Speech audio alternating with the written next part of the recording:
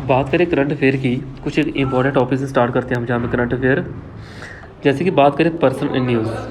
Person in news में जो कौन सी पर्सनैलिटी है, इनका नाम है केशव महिंद्रा। नाम है इनका, क्या नाम है? केशव महिंद्रा, जो एक इंडियन बिजनेसमैन है और चेयरमैन भी है ये, अमेरिटस ऑफ महिंद्रा ग्रुप के चेयरमैन है ये। महिंद्रा ग्रुप यानी कि जो महिंद्रा आपको गाड़ियाँ देती है ना, ये महिंद्रा के एक बिजनेसमैन है और चेयरमैन है ये केशव महिंद्रा। आगे बात करें, आपसे कोई पूछे कि वर्ल्ड इंटेलेक्चुअल प्रॉपर्टी डे कब सेलिब्रेट करते हैं। ये जो डे है इसको सेलिब्रेट करते हैं हम कब? 26 अप्रैल को सेलिब्रेट करते हैं। 26 अप्रैल को सेलिब्रेट करते हैं। और क्यों करते हैं, जब ध्यान रख सकती हो, to mark the day seek to inform about the role of intellectual, यानी कि एक इंटेलेक्चुअल जो पर्सन है उसकी कैपेबिलिटी को बता सकता है वो, यानी कि अपने इनोवेशन वे से दूसरों को एनकरेज कर सकता है, क्रिएटिविटी। थीम क्या है इसका? Women and intellectual property accelerating innovation and creativity, जिसका थीम है।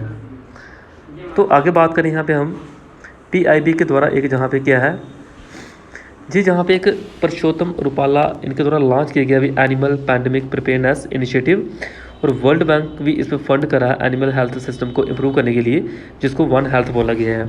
ये वन हेल्थ वो सिस्टम है जहाँ पे क्या किया जाएगा, एनवायरनमेंट के ऊपर ध्यान दिया जाएगा, ह्यूमन की हेल्थ के ऊपर ध्यान दिया जाएगा और एनिमल की हेल्थ के ऊपर ध्यान दिया जाएगा। एनिमल हेल्थ, ह्यूमन हेल्थ और कौन? एनवायरनमेंट। आप याद रखिएगा 7th शेड्यूल की बात करें, 3 लिस्ट आती हैं। एक को बोलते हैं यूनियन लिस्ट, एक को बोलते हैं स्टेट लिस्ट, एक को बोलते हैं कॉन्करेंट लिस्ट। इसमें जहाँ पे क्या हो सकता है, पार्लियामेंट जहाँ पे लॉ बना सकता है इन सब्जेक्ट के ऊपर, जैसे कि डिफेंस, फॉरेन अफेयर, रेलवे, ऐसे बोल सकते हो।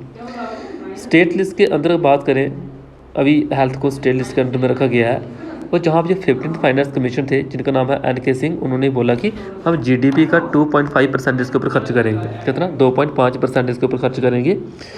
और किस तरह से ये चीज़ें हम चेक कर सकते हैं, तो जैसे कि बात करें कॉन्करेंट लिस्ट में कौन कौन आता है, जैसे कि एजुकेशन आपकी, एनिमल की क्रूल्टी की बात करें, जो जानवरों को बड़ा क्रूल्टी बिहेवियर होता है, protection of the wild life, animal, forest, ये सारे आते हैं कॉन्करेंट लिस्ट, यानी कि इसमें स्टेट और सेंटर दोनों मिलकर क्या कर सकते हैं, एक कानून बना सकते हैं।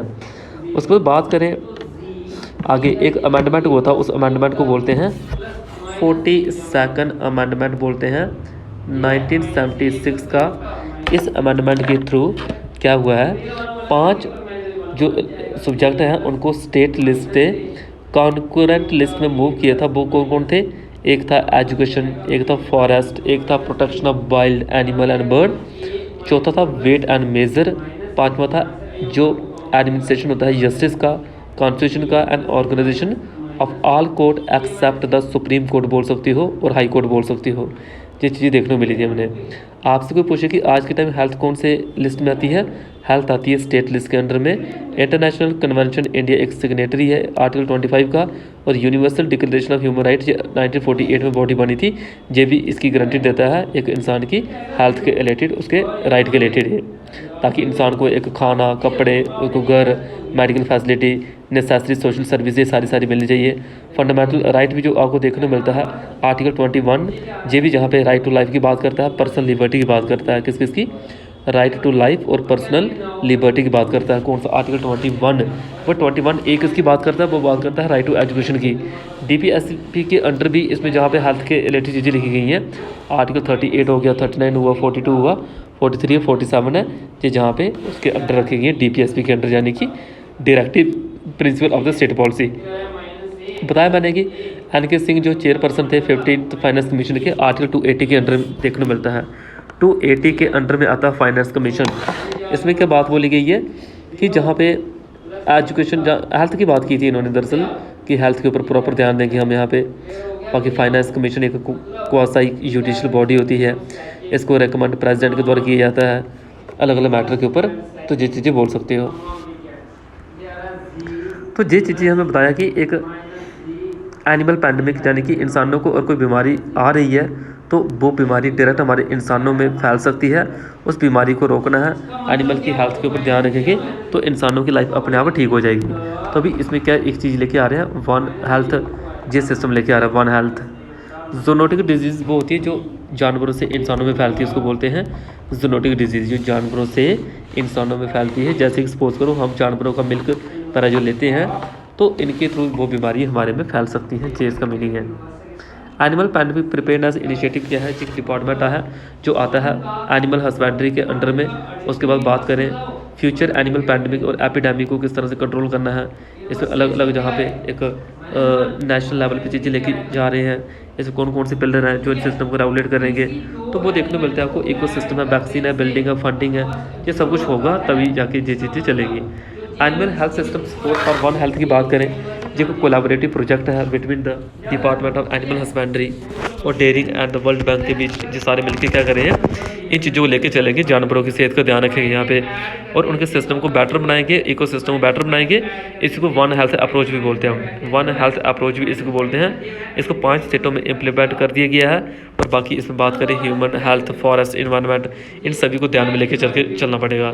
नेशनल वन हेल्थ मिशन की बात करें, नेशनल वन हेल्थ मिशन, तो इसमें क्या है जी, जहाँ पे किस तरह से चीज़ें लेकर आएंगे, हेल्थ, प्रोडक्टिविटी, कंजर्वेशन चैलेंजेस की बात करें, इसमें प्राइम मिनिस्टर है, science technology innovation advisory council के, इनकी 21st मीटिंग देखने को मिल रही है हमें। बाकी ह्यूमन, एनिमल और इन्वायरमेंटल जो सारे करेंगे क्या, हॉलिस्टिक अप्रोच लेके चल रहे हैं, यानी कि डिजीज़ को कंट्रोल करेंगे, उनको रोकना है। कौन कौन से जहाँ पे और सिस्टम है, अर्ली वार्निंग सिस्टम होना चाहिए, पता पहले चलना चाहिए कि क्या क्या चीज़ें होने वाली हैं, उनको पहले से कंट्रोल में रखें। कैपेसिटी, पब्लिक अवेयरनेस होनी चाहिए, गाइडलाइन होनी चाहिए, वन हेल्थ डेटा रिपोजिटरी होनी चाहिए, जो सारी चीज़ें देखने को मिल सकती हैं हमें। इनके ऊपर प्रॉपर तरीके से NGO होनी चाहिए जो सब चीज़ों देखे चले। स्टेटस क्या है हमारे इंडिया में लाइवस्टॉक सेक्टर की बात करें, जो एनिमल हस्बेंड्री जी इंटीग्रल पार्ट है एग्रीकल्चर का।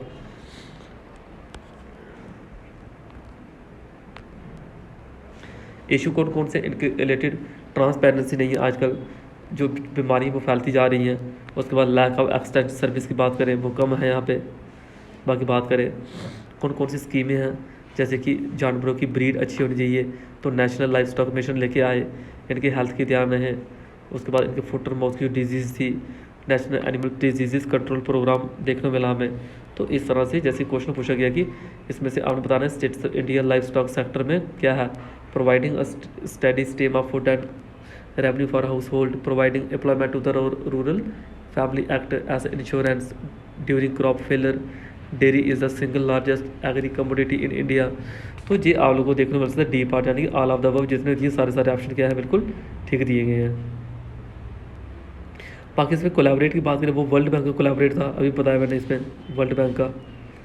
बाकी नेशनल वन हेल्थ मिशन क्या है हमारे पास जी, जहाँ पे हमारे पास हेल्थ के ऊपर ध्यान देगा, कम्युनिटी के ऊपर ध्यान देगा, वन हेल्थ डेटा के ऊपर ध्यान देगा, इंटरनेशनल नेशनल के लेवल पे चीज़ें देखेगा। तो सारे फैक्टर इंपॉर्टेंट है। बाकी और कौन कौन से हैं, इसमें से दोनों स्टेटमेंट है, ठीक है बिल्कुल। सुप्रीम कोर्ट के द्वारा यहाँ पे अभी जो 14 political parties aliasing misuse of CBI और ED के जो इनके द्वारा किया जा रहा है, तो इनके ऊपर एक अभी जहाँ पे देखने मिला हमें एक रिफ्यूज़ की गया इनकी उन्होंने याचिका को, ये बोल सकते हैं यहाँ पे।